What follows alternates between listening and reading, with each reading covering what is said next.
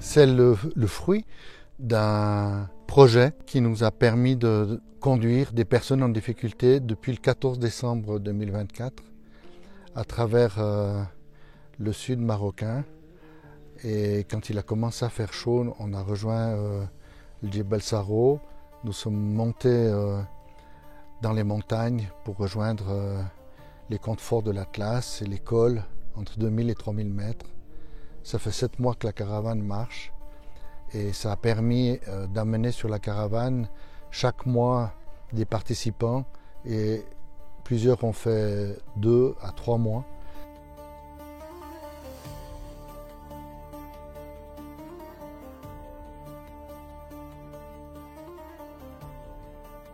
Alors c'est frappant, comme je rejoins la caravane chaque 20 jours, de constater l'évolution des participants, notamment du jeune qui se trouve maintenant sur la caravane et que j'ai rejoint.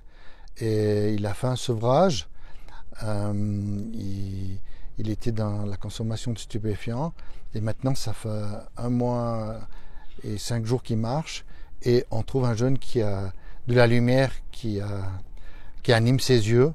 Il a un discours qui est lucide, qui est posé. Il a un calme qu'il retrouve. Et c'est très intéressant parce qu'il se réjouit de vivre, de marcher, de partager. Ce matin, au petit déjeuner, il me disait « c'est la première fois que je parle de ce que je pense et de ce que je ressens de ma vie ».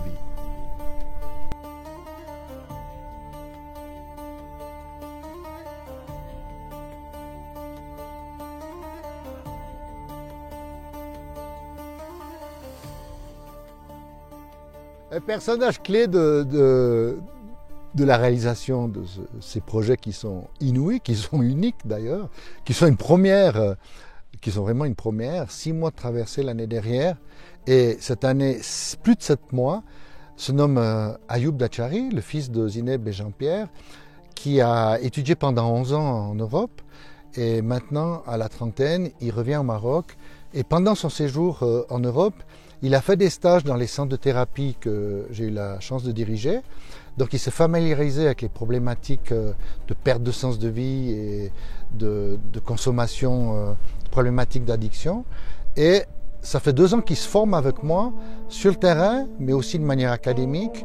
Et il est devenu mon accompagnant thérapeute, très engagé, très performant. Le fait d'avoir grandi dans cet environnement et donc d'avoir croisé depuis très jeune ces groupes qui venaient à plusieurs et qui partaient pour plusieurs semaines, donc, et quand je les voyais revenir, ils étaient vraiment d'autres personnes soulagées. Ils avaient vraiment, on voyait l'impact du désert sur eux. Donc ça m'a donné envie de les accompagner. C'est ce que j'ai fait plusieurs fois.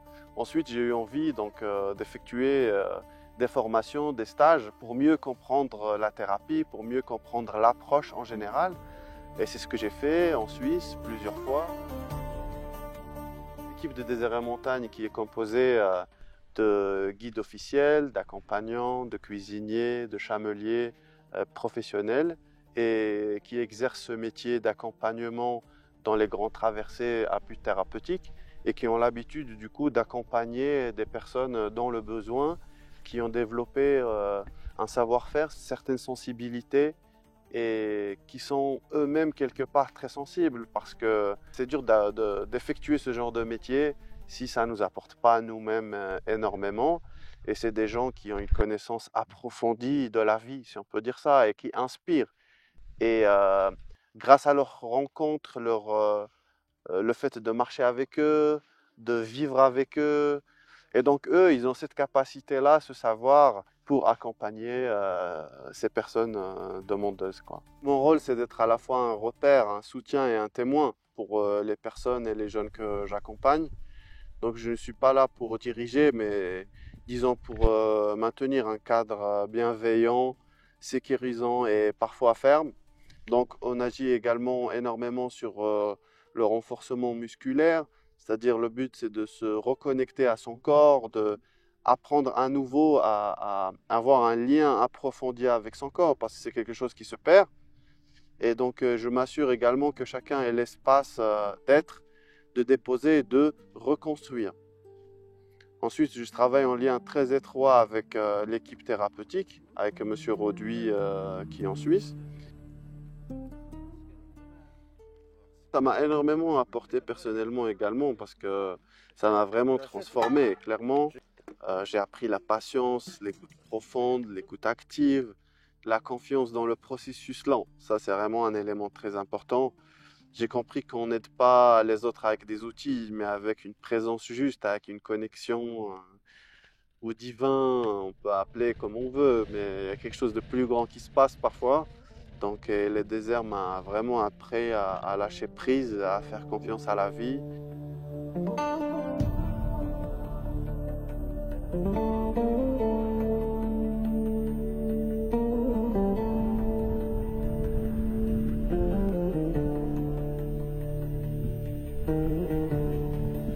Je peux aussi témoigner de 40 ans d'accompagnement de personnes en difficulté.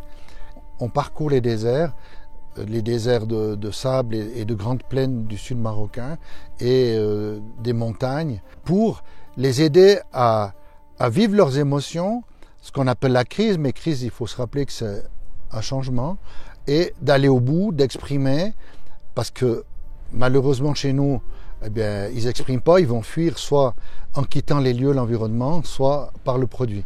Ici, il n'y a pas de produit et il n'y a pas de possibilité de fuir puisqu'on est tributaire de la caravane, du puits, et on est obligé d'être confronté à la situation qui est plus désagréable, à vivre la frustration d'un mal-être jusqu'à la résolution et jusqu'au sourire retrouvé après la crise, comme le soleil après la tempête et l'orage.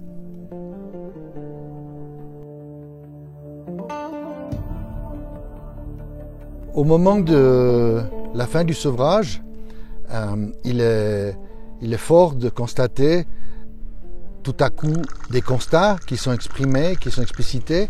Ah, j'ai commencé à rêver. J'arrive à penser. Je retrouve accès à ma mémoire. Ce que je mange, ça a du goût. Et les sens, en fait, étaient masqués par la consommation.